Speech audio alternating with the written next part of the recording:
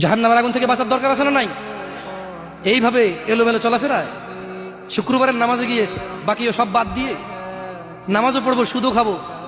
আরে বাস্তবতা এমন, এখনকার ঘুষখোররা বলে যে শোনেন 3 লাখের নিচে হবে না, আপনাকে বুঝাতে পারতেছি না, জোহরের টাইম চলে যাচ্ছে, দিলে দেন না দিলে যায়, আমি নামাজ যাই।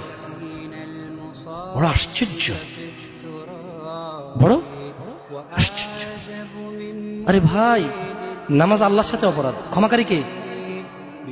জানা আল্লাহর সাথে অপরাধ, ক্ষমাকারী কে? মদ পান আল্লাহর সাথে অপরাধ, ক্ষমাকারী কে?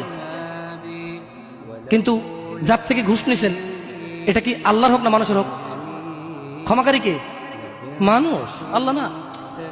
আল্লাহ ক্ষমা করবে না, আল্লাহ নিজের উপর হারাম করে দিয়েছে এটা।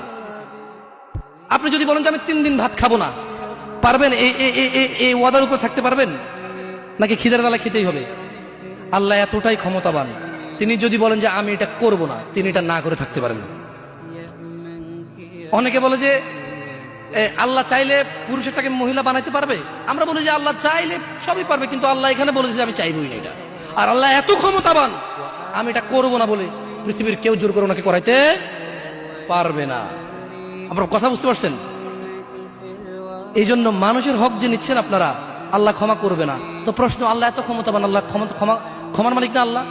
আল্লাহ এই ক্ষমতাটা তার বান্দাকে ভালোবেসে দিয়ে দিছে। হ্যাঁ বান্দা নে, তোকে দিয়ে দিলাম ইখতিয়ার, আমি আল্লাহ মিথ্যা কথা বলি না। তোর হক যে খাবে, তুই মাফ করলে সে মাফ পাবে, আমি মাফ করবো না। আমি দাখিলে দিব না জায়গায়, কি করবে না? আমি না কি গলাবো না। লা ইলাহা ইল্লাল্লাহ, সুবহানাহু, তিনি পবিত্র। তো তারা চায় তোমরা মদ জুয়া নেশায় ব্যতিব্যস্ত হয়ে থাকো, নামধারী মুসলিমরা চায়, মুনাফিকরা চায় এটা। কাফেরদের দোষ দিয়ে লাভ নাই, 90% মুসলমান দেশ, আপনারাই তো বলেন। তা কাফের কি করে এখানে?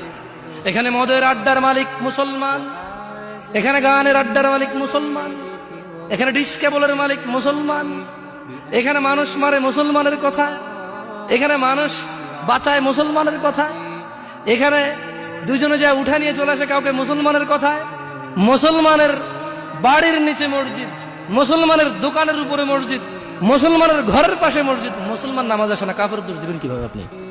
সবই তো মুসলমান। তো এরা কি মুসলমান না মুনাফিক? এরা মিথ্যাবাদী।